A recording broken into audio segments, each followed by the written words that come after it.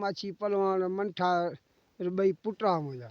बई गजा पिया पुलिस मारे छे अली गुल माछी मंठार मूंखे जेरो ॾिनो वरी काल रात टी रात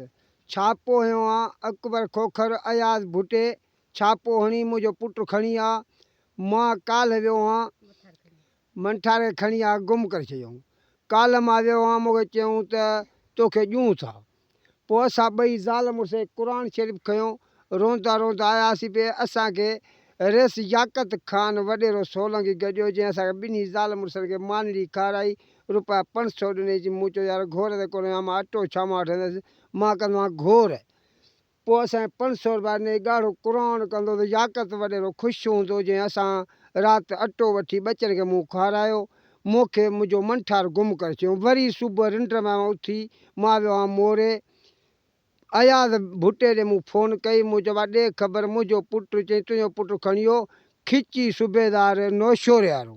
मूं चयो कहिड़ो मुंहिंजो पुटु ॾोहारियो अकबर खोखरी क़ुर मथे ते रखे चवे त लालू जा पुट ॾोहारीनि फोरून मुंहिंजा 6 पुटनि 6 खे गोलियूं हणंदो वञे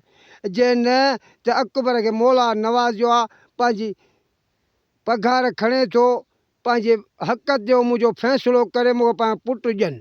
मुंहिंजो बेॾोही बेगुनाह मुंहिंजो खयों गुम कंदा था वञनि मूं ज़ुल्म कहिड़ो कयो मूंसां छो आहे मूं ॾोह कहिड़ो कयो आहे हुकूमत जो मां कंहिंखे दांह ॾियां केर बि मुंहिंजी ॿुधण वारो कोन्हे लंजार सभा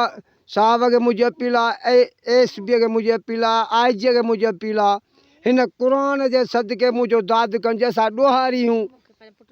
मूंखे पंहिंजो पुटु ॾियनि जे असां ॾोहारियूं त मुंहिंजा 6 पुट अथनि 6 खे गोलियूं हणंदा वञनि अकबर खोखरी क़ुर मथे ते रखे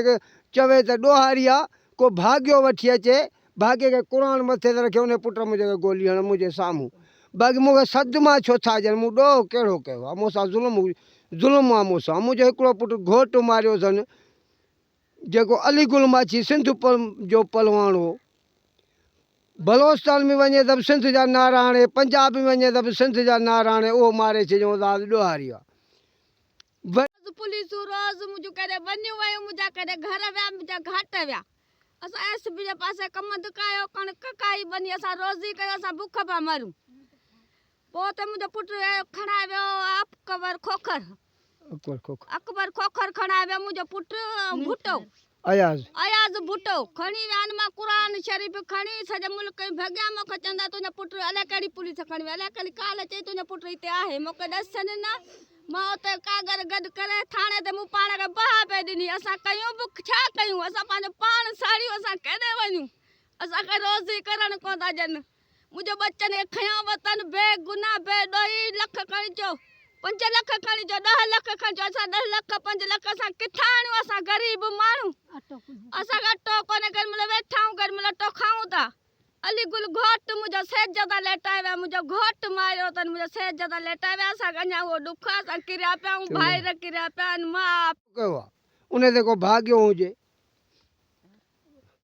असांजी IG खे अपील आहे DIG खे अपील आहे SB साहिब खे अपील आहे हिन क़ुर जे सदके जंहिं वटि हीअ पुॼे उहा IG DIG खे ॾसीनि त जे असांजो पुटु मुंहिंजो ॾोहारी आहे त उनखे गोलियूं हणंदा सतूं मारे छॾियूं बाक़ी 6 रहिया आहिनि उन्हनि खे गोलियूं हणंदा वञनि उहे मारियुनि भली जे ॾोहारीनि त बाक़ी असांखे सदमा कहिड़ा था ॾियनि हींअर ॿियो ॾींहुं आहे असां घोर ते मां न वियो आहियां त मूंखे अटो कोन्हे खाइण लाइ ऐं मंठार के कंहिंजी शइ बि नथो खणे अकबर खोखर कान्हे ख़बर असां मिसकीन माण्हू कल्ह असांखे याकत वॾेरे ॾिना आहिनि 500 असां अटो वठी वियो ॿचनि खे मूं राति खारायो आहे ॻाढ़ो क़ुर ई कंदो त वॾेरो याकत ख़ुशि हूंदो